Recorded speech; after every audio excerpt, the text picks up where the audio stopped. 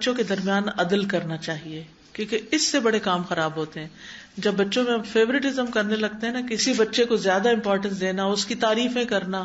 ہر بچہ مختلف ہوتا ہے، کچھ کم گو ہوتے ہیں، کچھ بہت ہوشیار ہوتے ہیں، کچھ آگے بڑھ کے ہر چیز وصول کر لیتے ہیں لاڈ پیار کر کے، اور کچھ ناراض ہو کے چلے جاتے ہیں.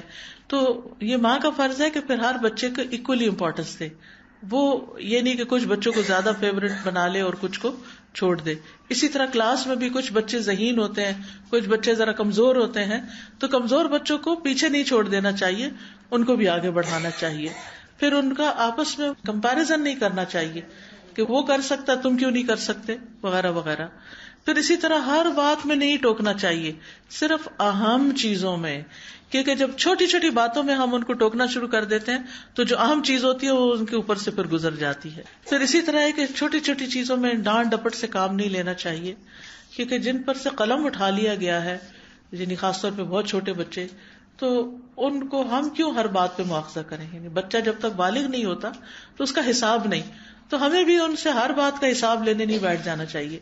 پھر اسی طرح یہ کہ کبھی اگر ڈسپلن کرنا پڑے تو چہرے پر نہیں مارنا چاہیے، تعلیم دیتے ہوئے بھی مارنا نہیں چاہیے. اور پھر اسی طرح سختی کے ساتھ پیش آنا یا ڈنڈے سے مارنا یا اور اس طرح کی فزیکل پنشمنٹ دینا یہ درست نہیں ہے. اور بچوں کے ساتھ ظلم و زیادتی کا بھی حساب دینا ہوگا. یہ نہیں کہ اللہ نے ان کو ہمارے ہاتھ میں دے دیا، وہ ہم سے تعلیم حاصل کر رہے ہیں یا ہمارے اپنے بچے ہیں تو ہم جو چاہے سلوک کریں. نہیں، ان کے بارے میں بھی پوچھ ہوگی. چوتھی چیز ہے بچوں کی کردار سازی، ان کو اخلاق سکھانا، کیونکہ لاڈ پیار میں ایسا نہ ہو کہ وہ بد اخلاق ہو جائیں. تو بچوں کو عمدہ اخلاق بھی سکھانا چاہیے، بیٹے ہوں بیٹیاں ہوں، کیونکہ بعض اوقات بچے بدتمیزی کرتے تو ماں باپ ہنسنا شروع کر دیتے ہیں، اس سے ان کو اور شے ملتی ہے اور گڑبڑ کرتے ہیں. تو اس سے بچنا بڑا ضروری ہے. اچھے اخلاق کی تعلیم دینی چاہیے.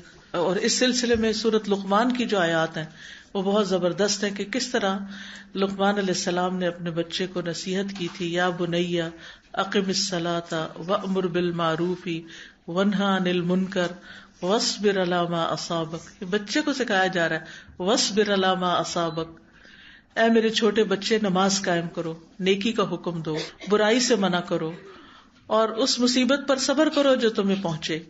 یقیناً یہ ہمت کے کاموں میں سے ہے. لوگوں کے لیے اپنا رخسار نہ پھلاؤ، منہ بنا کے بات نہ کرو. کتنی چھوٹی سی بات کا بھی نوٹس لیا گیا کہ موڈ آف کر کے لوگوں سے بات نہیں کرو. زمین میں اکڑ کے نہ چلو، اللہ کسی اکڑنے والے فخر کرنے والے سے محبت نہیں کرتا.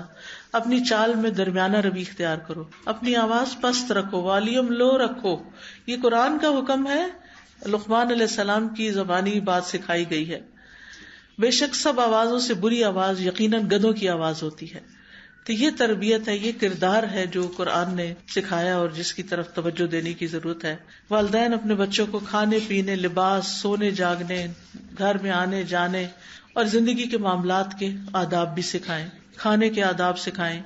پھر اسی طرح اجازت لینے کے آداب، گفتگو کے آداب، رازوں کی حفاظت کرنے کے آداب. پھر جائز کام کی اجازت دینے کے ساتھ نصیحت بھی کریں. یعنی اگر آپ ان کو کسی کام کے کھیلنے کی یا کہیں جانے کی یا کچھ کرنے کی آپ ان کو اجازت دے رہے ہیں تو پھر اس کے ساتھ ان کو یہ بھی بتائیں کہ وہ وہاں جا کر کس طرح بہیو کریں. یہ ریمائنڈر دینا ہوتا ہے. بچے بڑی جلدی بات بھول جاتے ہیں اور ہم اس پہ پریشان ہوتے ہیں، 10 دفعہ بتا چکی ہوں ابھی بھی تمہیں سمجھ نہیں آئی.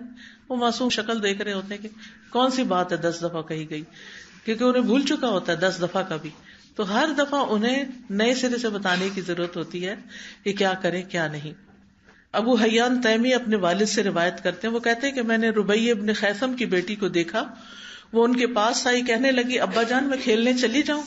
انہوں نے کہا میری چھوٹی بیٹی جاؤ اور اچھی بات کہنا، یعنی کھیلنے جا رہے ہو لیکن بات اچھی طرح کرنا. پھر آپس میں ان کو محبت سے پیار سے رہنا سکھانا چاہیے. پھر نرمی سکھانی چاہیے. یعنی بعض بچوں کے اندر مارنے پیٹنے کی بڑی عادت ہوتی ہے، چکی کاٹ لیتے ہیں اور اسی طرح چونٹیاں کاٹتے ہیں، پش کرتے ہیں.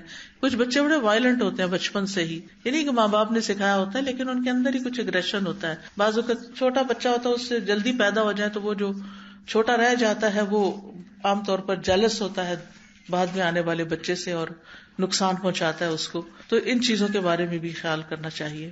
پھر اسی طرح ہے کہ ان کو قناعت کا عادی بنانا چاہیے، محنت کا عادی بنانا چاہیے، بچپن سے حلال حرام کی تمیز بھی دینی چاہیے. مجھے یاد ہے کہ جب میں پی ایچ ڈی کر رہی تھی تو مریم کو میں کچھ عرصے کے لیے لے گئی ساتھ یو کے میں.